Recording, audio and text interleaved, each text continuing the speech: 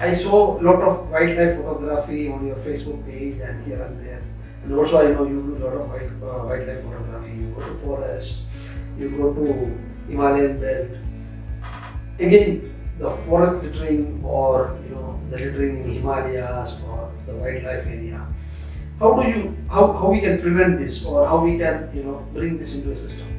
Uh, Thank you, Gino, reminding me about my wildlife activities.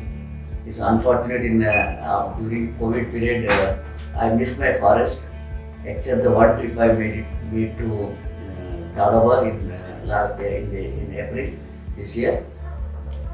It's a good question that you raised, but let me tell you, I honestly in my entire I started my wildlife activity somewhere in 2014 until date. I went into many forests, within India, in Africa, something which I have noticed over there is that the people around there, they love the animals. They love animals so much that they don't like, and they are fully aware that plastic is dangerous for the animals. So when you enter a forest, they always, they tell us not to throw any plastic this thing in the forest. They sometimes check whether we have things which could be dangerous to the forest. And so if somebody, for example, a jeep is moving in front of me and he has thrown some plastic bottle or something on the next jeep will stop. He'll get down, he'll pick up all the what is in this thing, and he'll bring it in, put it in a bucket. So why it is happening? Because this is one section which is fully aware of the damage plastic waste. So they make sure that this does not lie on the forest. And you go to any forest, you will not find kind of waste what you see. And you come out of the forest, you come to the main street, you'll find lot of plastic, littering around it. And my own observation is very interesting, I have to say. People who go to the forest, irrespective of what has been told by the forest guards, etc., I see most educated fools of the country who go to the forest, they will eat biscuits and throw the wrapper out, they will throw the mineral water bottle out in the forest for others to clean. Now that's pity. That's really pity. And I sometimes wonder, whom should we make aware? Is it the lowly educated people but then highly respectable to the missing, to the forest and the animal, or the people highly educated but low in moral who go to the forest and do this stuff? This is something which you raised a very valid point, but I'll tell you our forests are much cleaner than our city, much cleaner. However, which you did not cover, our hill stations are in a bad shape because it's more commercial and people don't get you go to any place. So of course now the actions are happening in places. Hill stations are, people don't follow. People still think that is the best way to get rid of anything is to throw onto the street or throw into the drainage or throw down the hill. Throw down the hill and it goes to the valley. From the valley it goes to the river. From the river it will come to the hill, and if one it doesn't go, it stays on the corners. Some are stuck on the plant. Now the birds or animals will find something attractive, they will start.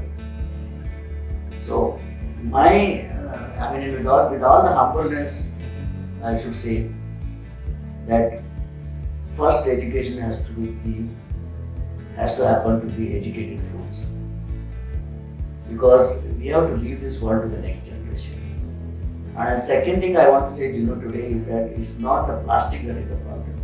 It is the way we handle plastic.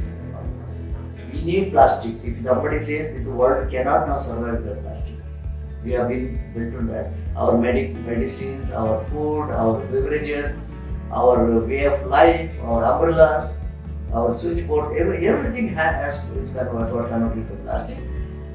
But we start hating plastic, but we cannot live without plastic.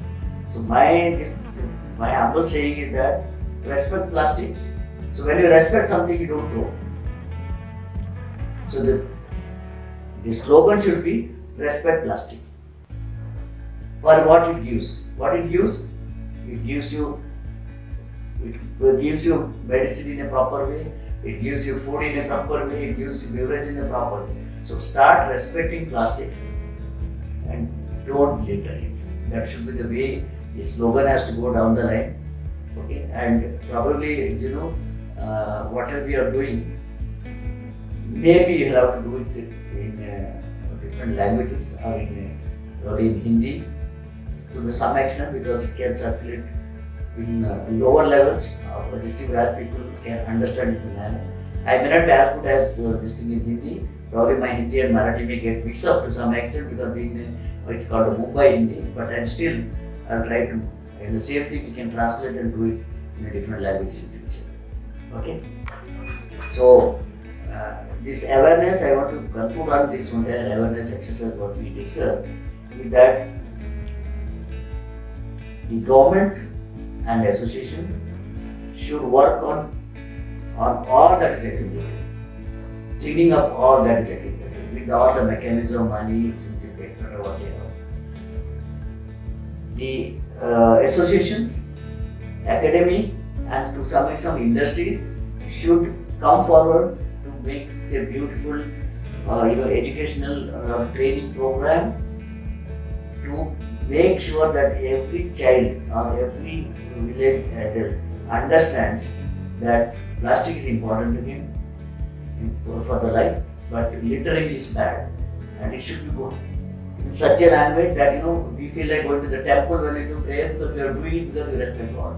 They should also feel in that kind of an awareness we have to create, which needs funding, which needs the dedicated volunteers, which needs time spent by the people. Just making report does not help. Okay, we need volunteers to go to the villages and sit with the people, explain to them. I'll give an example which happened to me in one of my villages. I was trying to explain to the people that the plastics, you should not do this, you should not go put it in this thing. There will be collection mechanism. One old man said one sentence. Now, of course, I am old, but he was older than me, so only one sentence. If it is bad, why are you using it? So I had to explain to you, it is bad when you litter, but it's good when you not litter. It protects to the point at which you have to control. So one of the examples which I want to share with you in this program before this thing is that look at nature. You get fruits, you get banana, you get mango, you get, I'm just naming few fruits, you get jackfruit, etc. What nature has done? It has given a package outside and it has got a product inside. The package stays, first the package starts showing that it's perishing. And the food is going to become, then what you do? You remove and then eat what is inside. That is what nature has given. Right? Apple skin will tell you that apple is going to spoil if you don't now eat it. What we have done? We have done slightly different. We have given more life to the package than the product. You understand? So we wanted the product to stay more. So we have to now go back and see how this can coordinate, a new packaging system can be built in such a way that they become also perishable, so that you don't have this littering. But it's a long-term